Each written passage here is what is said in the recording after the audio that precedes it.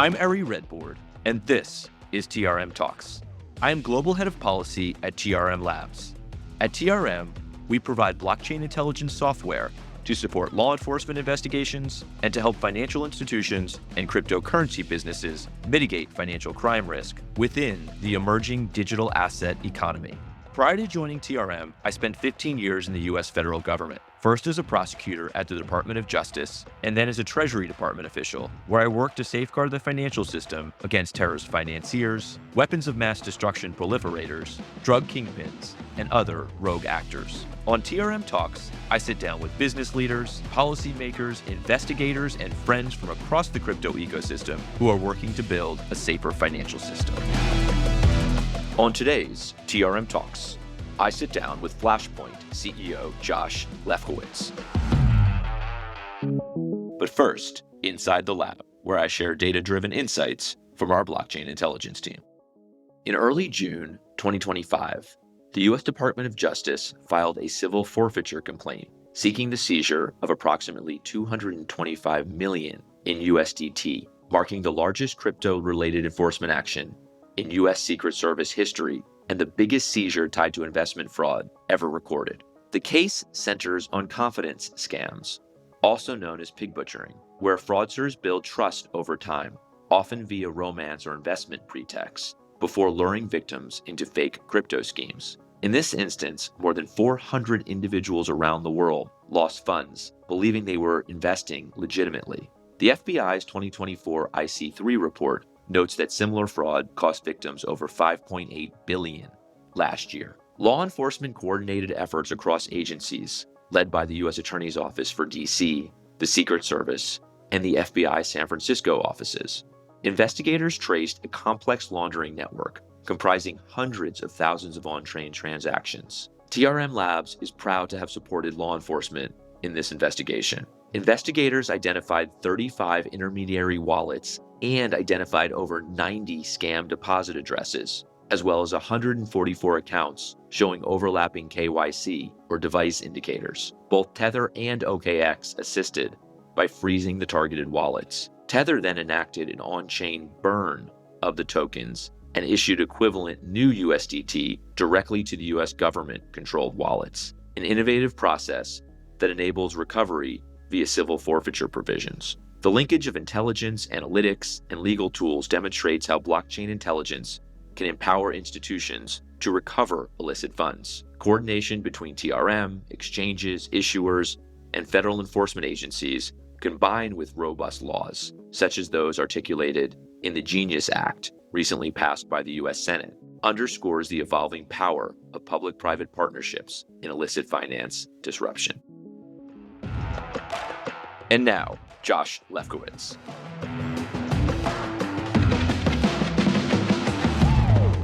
I am joined today by friend and Flashpoint CEO, Josh Lefkowitz. Josh, thank you so much for joining TRM Talks. Thanks so much for having me. Longtime fan, first-time guest, as you noted. And Long-time listener, first-time caller. Exactly.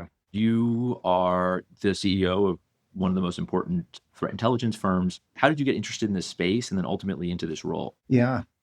Like so much in life, it was entirely nonlinear. I thought I was going to spend my career on Wall Street, which was the path that I was on until 9/11 happened.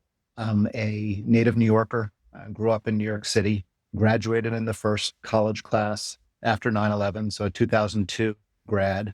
I'd spent the summer of 2001, right before 9/11, working at Merrill Lynch, doing an equity sales and trading internship in the World Financial Center, which was part of the World Trade Center complex. I loved my summer there. I had a full-time offer to return. I accepted that offer, and then 9/11 happened.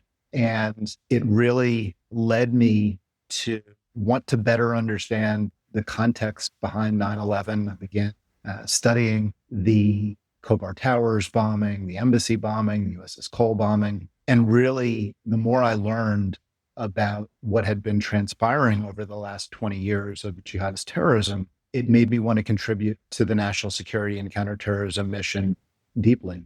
And what I ultimately decided was that going down the path of a financial services career was not what I wanted to do. And so 6 a.m. the morning that I was supposed to start onboarding and training at Merrill Lynch. I quit, completely out of character for me. For the first 21 years of my life, I'd very much taken the middle of the fairway conservative path. And all of my friends and family were absolutely shell-shocked that I'd taken such a risky and uncertain path. I started knocking on doors, trying to find a pathway into the national security community, which is not an easy community to break into, particularly if you don't have a security clearance. And as you know intimately, that's a lengthy process to get your tickets. And so ultimately found my way to a very unique organization that had been doing a ton of highly differentiated work looking at jihadist networks in the West in 1980s and 1990s at a time when very few across the national security ecosystem were paying attention to that problem set. And so post 9/11, they were in a very privileged position to assist FBI, federal prosecutors, Treasury investigators, and allied investigators on the avalanche of investigations and prosecutions that were now on their desks. You also had a national security apparatus in the case of the FBI that was pivoting wholesale. You had FBI agents who had been working bank robbery and mortgage fraud on September 10th, and on September 12th, they were tasked with being national security focused counterterrorism agents. And so there was a real opportunity for this organization in the private sector to meaningfully support and add value to a whole suite of critical investigations. And as a 22-year-old, it really blew my mind because you step in from the outside with a perception that the government is all knowing. It has all the answers and all the data and all the intelligence at its fingertips. And you never would have thought that there would be a role for the private sector to contribute meaningfully. And at the same time, I was sitting next to a fellow analyst by the name of Evan Coleman, who was diving deep into the internet. And of course, this was at the time of the Iraq war and the war in Afghanistan. And what he was highlighting was that the internet, these deep web jihadist forums that were password protected, were rapidly becoming the center of gravity for fundraising, for propaganda, for recruitment, funneling recruits into Iraq, Afghanistan, and a whole host of other hotspots. In the national security community, there was some debate as to whether the individuals on these forums were kids in their mom's basement or, in fact, real threat actors that the national security community needed to be concerned about. It was clear at that moment in 2003 that the internet was going to forever change the threat landscape and that there was a real opportunity for the private sector to add significant value. And so Evan ended up leaving that organization where we were working together, moved up to New York City, founded his own consultancy in his second bedroom in the West Village of Manhattan, and within a year or two had become the go-to expert witness that the FBI and federal prosecutors around the country began relying on as their expert witness for dozens and dozens of terrorism trials coming through the U.S. court system. SDNY, EDVA, the center of gravity for where the war on terror was being prosecuted. And at the same time, he became NBC News' on-air terrorism analyst. So was building a deep network of contacts and credibility across the national security ecosystem. The Brits, the Australians, the Canadians began following suit and hiring him in a similar capacity, and also building a public profile as a result of his work on NBC and MSNBC. And for the next couple of years, we were always brainstorm about the potential to really scale out what was a very manual and labor-intensive workflow. It was Evan and an Arabic language speaking analyst, 18 hours a day, 7 days a week, hands on keyboard, eyes on glass. And we said to ourselves, where can technology come into the equation to really automate and scale data collection from the most austere, the most challenging to navigate communities where jihadist activity was taking place? And core to our philosophy from the earliest days, when we eventually founded Flashpoint in 2010, was that you needed to have this fusion, this marriage of scaled technology with subject matter expert analysts who were language fluent, who were deep experts in their particular domain, and also had technical acumen. And fast forward to today, 15 years later, where we're privileged to support over 800 of the most demanding and discerning customers across the public sector and the enterprise, that's still foundational to our approach, with an analyst team of 100 speaking 35 different languages, with that deep domain expertise and that deep technical acumen, working hand in glove with our engineering team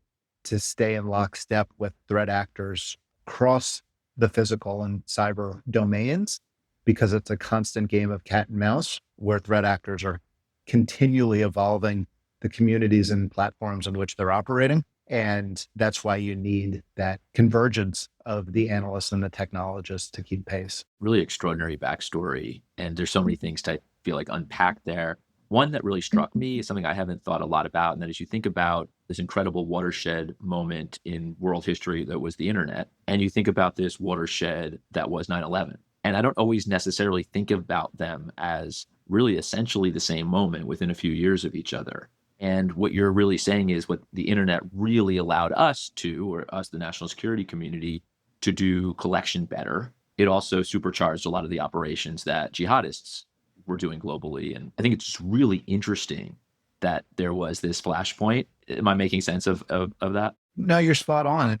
When I look at the scale of the ecosystem that we were focused on back in the early days, you were talking about single digit number of deep web jihadist forums. But even then, the challenges that we were encountering as intelligence analysts were profound. Even trying to run a search on a username across 3 forums to see where a particular threat actor was operating was extraordinarily complex. You had the administrators on the other side that were looking at their search histories. They were looking at logs with a fine-tooth comb. And if they saw anything that looked suspicious, they would ban you. And keep in mind, most of these forums were closed to new registration. So you may only have had 3 or 4 login credentials to these privileged environments. And if you were burned and you lost your account, you could be shut out. And so there was a tremendous amount of tradecraft that needed to be developed in terms of the automated collection to look as human and as authentic as possible in order to blend into those environments. And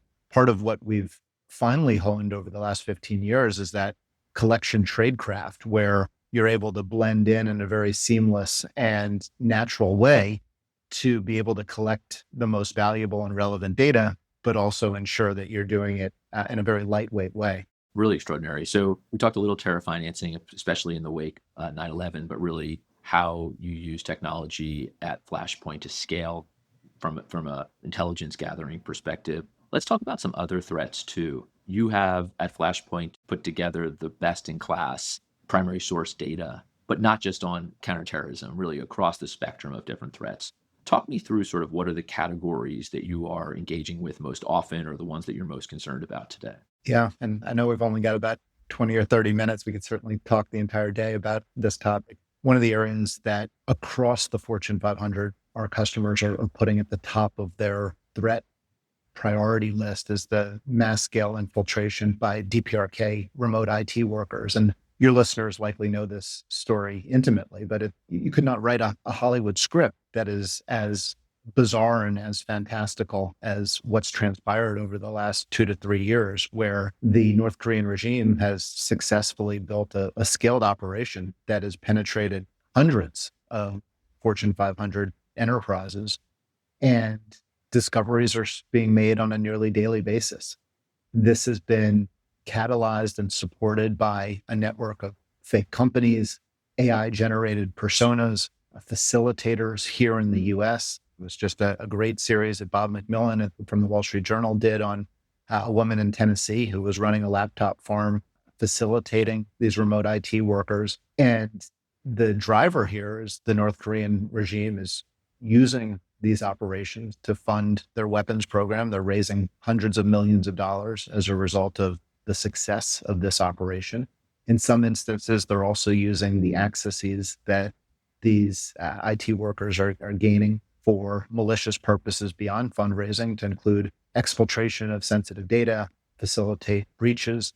And one of the key takeaways is the Fortune 500 has been really turning the full force of their focus on this problem set is how wide scale this is. And I think everyone across the Fortune 500 has been stunned at how successful the operation has been. Certainly the shift to remote work has been a significant facilitator of it, but it has been facilitated both through W-2 full-time employees as well as contractors at third-party employment firms. And it's necessitating a full reimagination of how interview processes are being done, how onboarding is being done, how reference checks are being done. Some companies are taking some really creative steps in terms of how they can more effectively identify AI-generated personas during interviews, AI-generated resumes, how they can look into their payroll logs to see where there are actually multiple individuals using the same payroll details, which is clearly a bright red flag. And there's been a ton of really fruitful intelligence sharing amongst the Fortune 500 as well as the public and private sector. So that's one aspect that's top of mind. Another is on the physical security side, certainly after the Brian Thompson assassination, after the shooting at the NFL offices, organizations across the enterprise are leaning in with a urgency and a level of focus that I've certainly never seen before in the 15 years of building and running Flashpoint, where they're recognizing that their C-suite, their board members require a level of intelligence across the cyber and physical domains that's far more robust, far more proactive, far more integrated than they currently have in place. And this is a no-fail mission. And so, really leaning in on a program that combines close executive protection in terms of the in-person close detail aspects, the understanding of where PII exists on the internet and with the data broker ecosystem. It's a constant game of whack-a-mole. And then also fusing that with web-based intelligence to better understand the cyber threat landscape and how that intersects with physical threats in the real world. So that's number two. And then thirdly is around something that's known as infostealer malware. So infostealer malware has become an epidemic and a true crisis over the last couple of years. It's been accelerated and accentuated by the bleed over between work from home and remote environments, where often there's an intersection between personal devices and corporate devices. Your kid, for example, may be downloading a mod to a video game that's laced with infostealing malware. And why infostealing malware is so concerning is it is grabbing everything in your browser. So think about what you have saved in your browser in terms of credit card numbers, cryptocurrency wallets, of course, your personal information, your passwords. It's grabbing your cookies. It's grabbing your download files. And why the cookies are so important is it allows bad actors to hijack sessions and can enable threat actors to defeat multi-factor authentication. And so next to exploited vulnerabilities, what we've seen is that infostealing malware is the second most prominent threat vector for ransomware attacks, for breaches more holistically. An 800% increase that we've seen in infostealing malware infections in 2025 alone, a staggering 1.8 billion credentials that have been compromised as a result of infostealing malware. And much like the RAS, the ransomware as a service model, we're just seeing an explosion in the number of infostealer families, which is further increasing the number of infections globally. Wow, that is just an extraordinary answer. And there's just so much there. One thing I thought was really interesting about the answer, and that is you mentioned Fortune 500 companies several times, in that, you think about threat intelligence being something that governments, law enforcement, national security agencies need to consume. But the reality is that more and more, threat intelligence is something the private sector needs. And you had great examples in terms of North Korean IT workers, malware that's infiltrating the system, and then obviously physical attacks is something in the crypto space we're thinking about a lot too, with this spate of wrench attacks over the last several months. But obviously you work with public and private sector, but really interesting that private sector is becoming more and more of a consumer of threat intelligence over the last several years. Yeah, there's been a wholesale transformation of the enterprise over the last, let's say, 5 to 7 years. Certainly that's been fueled largely by the threat landscape and the fact that these are massive issues that can dramatically impact brand reputation as well as bottom line and ability to support your customers. But on top of that, there's also been a wholesale talent transformation where folks who cut their teeth in the national security community, either in military service or as a civilian, have moved into the enterprise, into intelligence roles, who bring a deep understanding of the intelligence cycle, who bring a deep understanding of the value that intelligence can bring as far as making more effective and more efficient decisions. And that has really up-leveled the game in the private intelligence ecosystem across the Fortune 500 and beyond. And that's been energizing. You're also seeing OSINT emerging in the national security community as the first resort, where the ODNI has put out their strategy and highlighted the remarkable impact that web-based and publicly available data can have. So I think all of those trends have really come together for a confluence of events where intelligence has never been more valued. It's never been more impactful. And in a world where there is just an avalanche of data, ultimately it's insights and it's speed to insights that everyone's craving.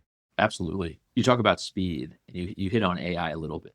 I think we are all seeing AI supercharge lawful and illicit activity, right? It's certainly supercharging our workflows at TRM. I'm sure at Flashpoint it's the same. But bad actors are always early adopters of new transformative technology. We put out a report recently that said we've seen about a 500% increase in the last year on AI-enabled fraud and scams within the crypto ecosystem.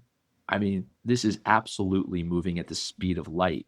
Talk me through a little bit about what you're seeing out there and maybe how Flashpoint's thinking about even using AI to combat this type of activity. Yeah, I just came off an executive offsite last week, and your commentary about the speed with which AI is transforming the landscape, but both for the good guys and the bad guys, completely aligns with how we're seeing the world. And on the bad guy approach first, it's across the spectrum. Certainly with social engineering attacks, phishing attacks, AI is a powerful force multiplier. Oftentimes, the clearest indicator of a phishing email is grammatical errors, spelling issues. AI enables them to clean and polish that approach with ease. Certainly, there have been some jaw-dropping instances of deepfake impersonation on the audio side, on the video side. Everyone, of course, is familiar with those horror stories where the CFO was impersonated and $25+ million was wired out.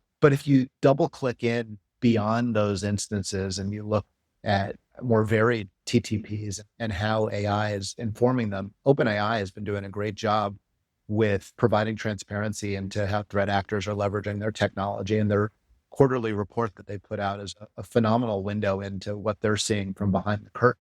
And it's across the spectrum. So if you look at nation state actors, China, Iran, Russia, North Korea, they're doing a lot of experimentation with how AI can be a significant force multiplier for them on information operations, generating personas on social media, generating mass scale content development. They're also using it for pressure testing, malware exploits, for adversary reconnaissance, for target development. It's being used across the board. I will caveat, though, from our experience, from our observation, it's still early days. And the good news and the bad news is that there's so much low-hanging fruit for adversaries to exploit, whether it's vulnerabilities, whether it's info stealing malware, whether it's just old-fashioned social engineering, as we've seen with Scattered Spider and the IT help desk ruse that they've pulled off with incredible success. That AI implementation by illicit actors is still relatively embryonic. It's still what I would describe as in the early days and in the experimentation phase. But to echo what you said, it's moving with such velocity that when we fast forward and we think about what the landscape looks like 12, 18, 24 months from now, that's where my concern is acutely heightened, because they're going to start to get some of this experimentation honed, and it's going to become a more foundational component of their playbook. I'm particularly concerned when you look at the volume and scale of breach data that's out there, not just what can be parsed out of info stealer logs, which I think is you're just scratching the surface in terms of what you're saying can be pulled out of that by bad actors. But then if you look at what's been dumped by ransomware actors, when you look at what's been leaked over the last couple of years, everyone's PII is out there many times over. And then how do those large unstructured data sets begin to be exploited by threat actors as a result of how AI can enable you to power through large data sets with much greater ease than manual analysis can facilitate? That's really well said. We're seeing it remove human bottlenecks, right? I mean, the advantage we always had against bad actors is that they were still humans. And to your point around phishing attacks and other types of it's much more targeted.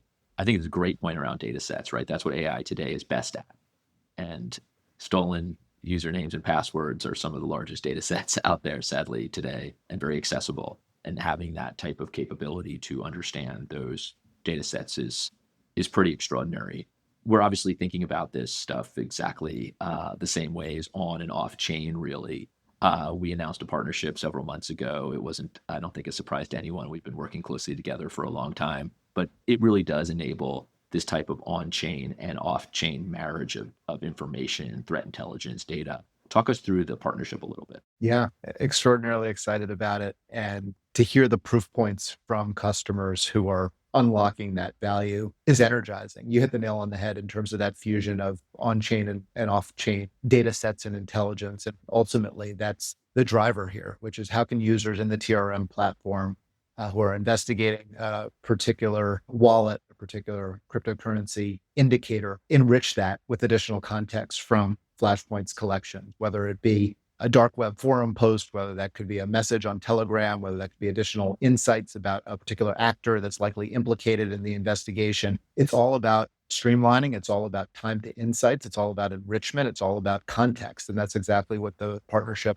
empowers users to do. And I'd say generally, the insights that customers are able to unlock is at a fraction of the time if they were operating in our two platforms independently. So that bridge that it creates into that single pane of glass, which is ultimately what users and investigators and analysts want, is about efficiency, and it's about impact and time to insight. That's perfect. But the reality is that the on and off chain data is what the full picture looks like. And that's what's absolutely important. None of this, crypto has never been about ripping and replacing what's happening off chain, but crypto is becoming more and more important in people's life, in the way they transact, in the way their identity exists on the internet. And being able to take these two and really create a full picture is absolutely more critical than ever. There's this even other crazy element happening in the world right now, where so many of our adversaries, and when I say our, United States, NATO, Five Eyes, are coming together in ways that I'm not sure I ever would have imagined just a few years ago, right? North Korean soldiers fighting on a battlefield in Ukraine. Iran and Russia you're talking about a stable coin for cross-border payment. Like, these are things that I'm not sure I ever would have seen on the horizon. I think it speaks to your point about we're seeing a threat landscape that's changing in real time. Absolutely. So let's talk a minute about sort of how we're thinking about combating those. And obviously, this partnership is a huge piece of it, giving that holistic intelligence view. TRM announced the Beacon Network very recently. Basically, all the leading cryptocurrency businesses, key fintechs like PayPal and Robinhood and Stripe, but married with investigators, which is something that has never really been done before. The Zach XBTs of the world, who everyone on Twitter knows, and other types of folks. The idea is like, hey, we need to leverage anyone who does this work, alerting, tracing, tracking, out there. Talk to me a little bit about your perspective on public-private partnerships. Yeah, I was so delighted when I saw your announcement around the Beacon Network. Look, the reality is, and the brutal reality is the threat landscape is too complex, too dynamic, too multivariable for any one organization, public sector, private sector, to tackle it on their own. The only way that we win is a one team, one fight mindset. And since the earliest days of Flashpoint, we've been big adherents, big champions of community and collaboration. We've been longstanding supporters and members of the various ISACs. We have stood up our own collaboration community, FP Collab, where we bring together our 800 customers for intelligence sharing globally across sector. That's been tremendously powerful. We've seen the benefits of intra-sector and cross-sector collaboration in the scenario of DPRK IT workers, where there are hundreds of indicators, selectors, for example, being shared on a weekly basis, where GitHub profiles, LinkedIn pages, email addresses are being shared by impacted organizations, so that the learnings from one organization are broadly shared across the wider community.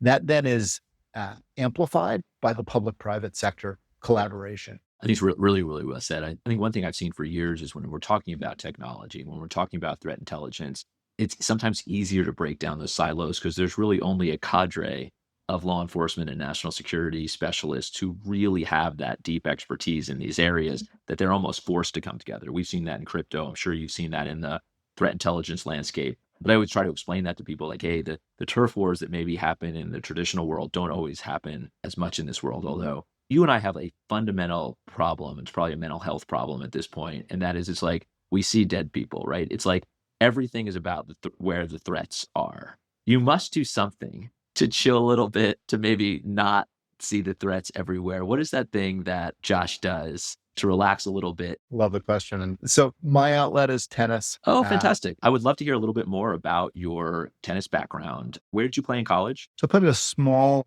liberal arts college up in Massachusetts called Williams College. 2,000 kids, more cows than students, one stoplight, no Greek life. There was not a whole lot to do other than study and play tennis, but it was a phenomenal 4-year experience. Still, some of my closest friends were college teammates, and the coach there was a second father to me, who is still incredibly special in my life. What an extraordinary thing. And tell me about the experience there, about playing tennis, about competing. Yeah, we had a great run. It was certainly a different athletic playing field than the ACC and your Duke Blue Devils, but I didn't play, I just watched.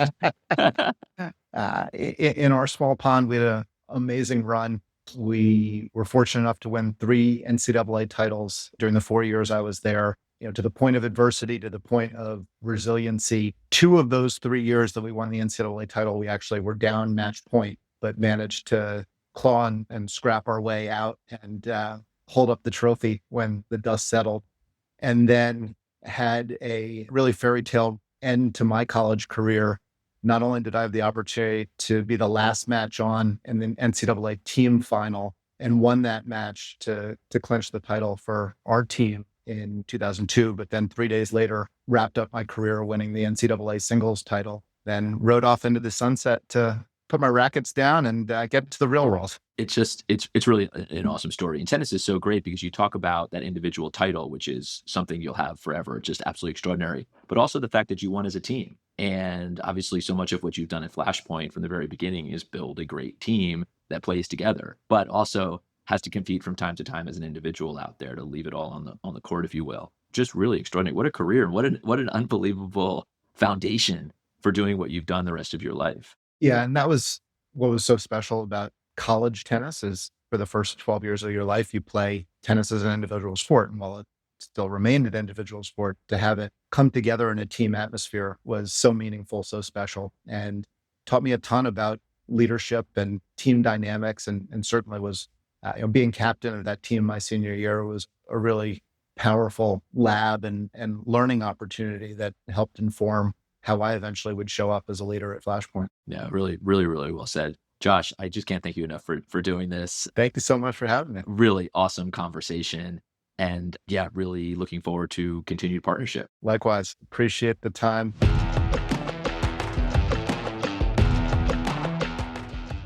This was a really special conversation, I think, for a number of reasons. There are probably 2 parts of this conversation that resonated the most. Obviously, it's so extraordinary to see what Josh has built at Flashpoint, but really the origin story there, that he was moved by the events of 9/11 to give up a career in finance, literally drop everything, and align himself with the national security mission.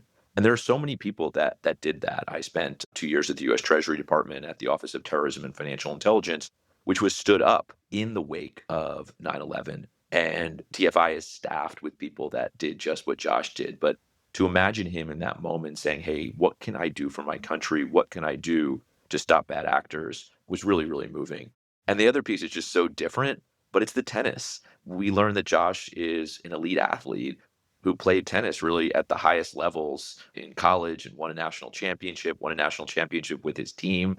And just, I love this whole notion of being a great individual athlete, winning an individual championship, but also doing it as part of a team and all the lessons he learned around that.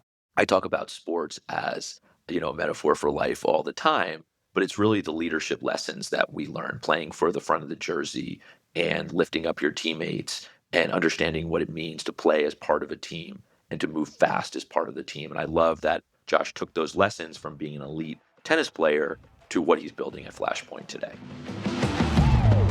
On the next TRM Talks, I sit down with Circle APAC lead Yam Ki Chan. If you love the show, leave a review wherever you're listening to it, and follow us on LinkedIn to get the latest news on crypto regulation, compliance, and investigations. TRM Talks is brought to you by TRM Labs, the leading provider of blockchain intelligence and anti-money laundering software. This episode was produced in partnership with Voltage Productions. The music for this show was provided by Ecolix. Now, let's get back to building.